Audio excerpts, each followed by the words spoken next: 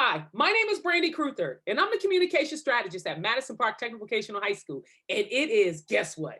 CTE month. That's right. We're celebrating career technical education at Madison Park Technical Vocational High School. We have over 20 vocational programs. And today, I'm really excited to be here with Mr. Harris, who is the vocational teacher, one of the vocational teachers in our hospitality management vocational program. Hi, Mr. Harris. Hey, Ms. Griffith, how are you? I'm great. It's such a pleasure to have you celebrating your vocational program. Could you tell us a little bit about the hospitality management program at Madison Park Technical Vocational High School? Sure. So, in the hospitality management program, we study obviously the hospitality industry and trying to prepare our students to go into management positions within the industry. The industry itself is a very large industry. It's probably in the United States, it's the third largest third largest employer, and around and across the globe, it's probably even higher. There's just so much you can do within the industry. It encompasses four major segments, which is travel, tourism, food and beverage, and lodging. And here in the program, we try to expose our students to a little bit of each, so that they get a taste for it and they can maybe get a feel for something that they want to do. Because there's just so many opportunities within the industry because it's such a broad industry, and then those segments each break down into so many different categories that the career path that a student could choose is almost endless. I feel. Well, it sounds so exciting. How Yes. did you get into this vocational program? What made you become the teacher? What's your experience when you speak of tourism, beveraging? Tell us a little bit about how you really got into it. I got into it, well, when I was younger, far back as high school. I took culinary arts. When people asked me what I wanted to do when I grew up, I would tell them I was interested in working in hotels. Knew nothing about it, but it just interested me. So after I graduated from college, I came back to Boston from Atlanta, and I ended up finding myself a position as a food and beverage supervisor at the Holiday Inn, and I had already had previous experience working in for food service at my college. So I did that for a few years as food and beverage supervisor. After that, I transitioned into catering with Mass General Hospital. And you won't think of catering when you think of hospitals, but they did over $2 million in sales every year. So it was a very busy operation. And from there, I went with I transitioned to Aramark. I was a catering manager at Brandeis University and Berklee College of Music, and those were two exciting experiences, especially Berklee College of Music. I got to, meet a lot of music industry people, which was pretty cool. And then from there, I transitioned. I actually that was during the recession, and I kind of the recession back in 2008, and I was kind of affected by that because I was out of work for a little while, and I ended up actually getting a job with the state doing taxes and working with not just restaurants, but restaurants with one of my restaurants and hotels were some of my caseload when I was working with the state. So I learned a different aspect of the business, which was great. And then from there, people for years have been telling me that I should get into teaching, and I had tried a few times to get into BPS, but it's very competitive.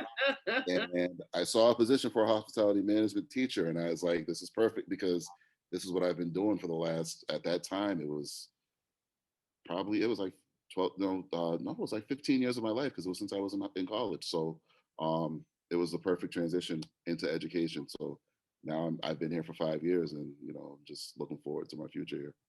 Wow, you've been exposed to so much.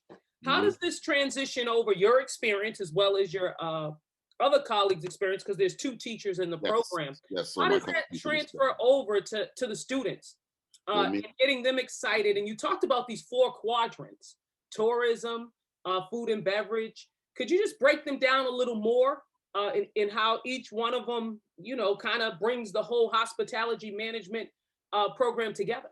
Sure. Well, me and my colleague, Mr. Dadman, he also has a lot of experience, and he graduated from Johnson and Wales, which is a school that has a very strong hospitality and culinary program. So he's also worked for local companies like Tasty Burger and He's worked for Panera Bread and even Olive Garden. So he has a lot of pure restaurant experience, and and we both have had experience, even side gigs. Like I've done everything from nightclubs and bars, concerts, security, done a few, different things. I've been a bartender, bar back, bouncer. So I just have like a real, it's just so many opportunities. And so like, for instance, like when you think of the industry, they all tie together. So, the world we live in, people travel. Okay, so that's that That's just tourism, the travel. travel. That's basically right. They're going to travel. They're going to go places, whether it's for business or whether it's for fun, Okay, or whether it's for family.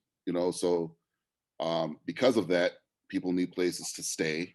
So that's the travel industry. How it ties into the lodging industry, which is like hotels, motels, and so on and so forth. So when they travel, they need places to stay, and while they're staying places, they need places, to go or to do. So that's the tourism part, where they'll explore other parts of the world while they're staying there, and then while they're there, they're obviously going to eat. okay. And, so that all the Everyone industries kind wants of tie to. together. So that's what's great about the industry, is that a lot of the many of the technical skills and pretty much all of the soft skills kind of transfer through each segment, and you can use them anywhere. And I mean, our industry even includes like entertainment, like concert venues and sporting arenas and all these different things that people don't always think of when they think of like hospitality, but that is all considered part of our industry. So, learning about that aspect of it as well is part of what we're hoping to, get the students exposed to. Well, I thought it was interesting when you said when you were younger, you did catering, and that Hmm. brings you back to food and beverage. And then even hearing you talk right now with the way we're looking at travel, how is COVID going to affect building back the hospitality management, I guess, vocation? Just well, not just your program, because I know we'll be able to employ kids again, but just overall in the world. I'll be honest, COVID has, our industry has been the industry probably most affected by the COVID 19 pandemic, because our industry is a socially based industry. So social distancing guidelines and other things that have come down from the government have really restricted businesses in my industry from flourishing. The one thing I can say is that people's urge to travel never dies down. Oh, see, so Um, you're saying when this is all over, we'll this be is all over. I excited. already know there's going to be, when this is over, there's going to be a big influx of people traveling, because they're getting, they're getting cabin fever. They need to get out, and people are, putting things on hold. Weddings are being held on hold, birthday parties, things that people usually celebrate with their families. All of it's being put on hold. So once this is over, there's going to be a big influx of people trying to catch up, go travel to see loved ones. They're gonna, have that 60th birthday party they couldn't have, a retirement party. People are gonna get married because now their family can come. So there's just a lot of things that are just gonna happen once this is over, and it's really gonna give a boost back to the industry. Um, and the new guidelines that they have in place for cleaning, that are just that they're now industry norms, like Wow. fogging and spraying for viruses and bacteria in the air on like airplanes and hotel rooms and even in restaurants. That's going to be part of the norm going forward. So um, I just think the industry is really going to see a really big recovery, and it's going to be beneficial, because I think it's going to come a lot faster than people really expect it to. Right. Especially with the reliefs people are getting from the government, Hmm. and that they're going to have, with the unemployment assistance, the extra boost with it, people aren't falling as far behind. I mean, it is happening. So there is a part of the economy that's still going to be affected, Yeah. but eventually people are going to want to travel again, Well, and that's safe. one thing I Right. really like that you're saying. No, I was just saying it. You got me excited because now you're talking about the industry being reignited. So more Right. jobs will come about, and you'll be ready Hmm. because you have these young people right now in your vocational program preparing for it. So, what are some of the Right. career opportunities that they can expect that will allow them to go ahead and graduate and be career ready? Because that's what Madison Park Technical Vocational High School is about, getting kids to be So career ready. So even right now, I mean, there's still a lot of opportunities. When you think of food and beverage, people usually think restaurants, but there are still places you could go work in. Places that need employees are places like universities with food service, for their students, or hospitals. Right now, they're so busy right now. They need the staff working in the food um, services that are provided at these hospitals. So there's still some opportunities out there. Restaurants are slow, airlines are slow, and other travel methods are slow. But there's still some things out there. Um, but when a student graduates, there's a few ways they can go. We do have a partnership that we're building with the local 26, which is the Hospitality Workers Union here in Okay. Boston and down in Providence. So we're really trying to build up our partnership with them. So that's one way they can go, because the students will be getting a very competitive wage working there. Um, that it rivals actually some of the other unions that are connected with Madison Park. We have a really you know great opportunity there. If they want to go to and there's several hotels that are union hotels, considered That's union hotels. exciting to hear that young Berkeley. people will be able to go into the union so early, Yeah, which yeah. is I mean, really important. Yeah. I'm talking right out of high school, they can get into it. We have the connection, and we're just trying to strengthen that connection. We want to see more of our students take that route. There's also the 2-year colleges where you can get an associate's degree in hospitality, um, and in tourism, and then you can also go to a 4-year college. My co-teacher actually has a hospitality degree from Johnson and Wales, and that's another option where you can do hotel or restaurant management, hotel hospitality management. Like there's just event management. There's just so many different ways you can go. Wow. It just sounds so exciting. It And is.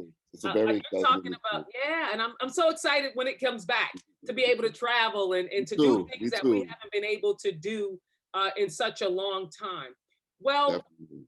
I just want to say, I've watched you work on a personal level, and to see your young people go in and be working in hospitals right on the front desk, learning customer service skills and being able to assist people, I think is just so exciting.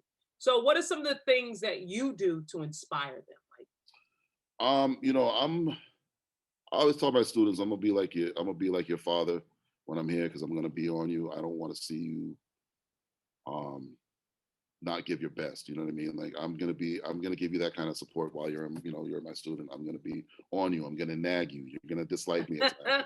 But everything I tell them, everything that I do for them, it's coming from my heart. You know what I mean? Because I want to see them succeed. Um, and I not only do I try to get into the world, but I let them a little bit into my world as well. You know what I mean? So they hear about my family. I tell them stories that my kids are doing, driving me crazy. Especially during pandemic, my students have met my kids online, because they'll Oh, jump on my back. So they'll see them, my youngest one hop on my back, and I'll say, "Oh, here's Bryson." Everybody say hello. So I build that bond with them, because I really feel like our young people need to trust us if we're going to guide them, and if they're going to let us guide them. So once you have that trust, um, they will be more willing to listen to what you have to say. And well, I feel like you just sold me something right there, because if I was at the front desk and I came into a hotel and you were there, I have to same trust. concept. Your guests have to trust. Look, you They already got to did it. trust You you. lured me in. I was sold. I was willing to stay at the Marriott. Yeah. Right there, you sold me. Well, Mr. Harris, I want to thank you for being a part of CTE month at Madison Park Technical Vocational High School. And we're celebrating you and all the great work that you guys do at Madison to get students prepared, or as we would say, getting their careers started early. So thank you for being on today's show. Thank you. All Thank right. you I for wish having me. you a Great. great I day. appreciate it. You too. Thank you. All right. Take care. Bye.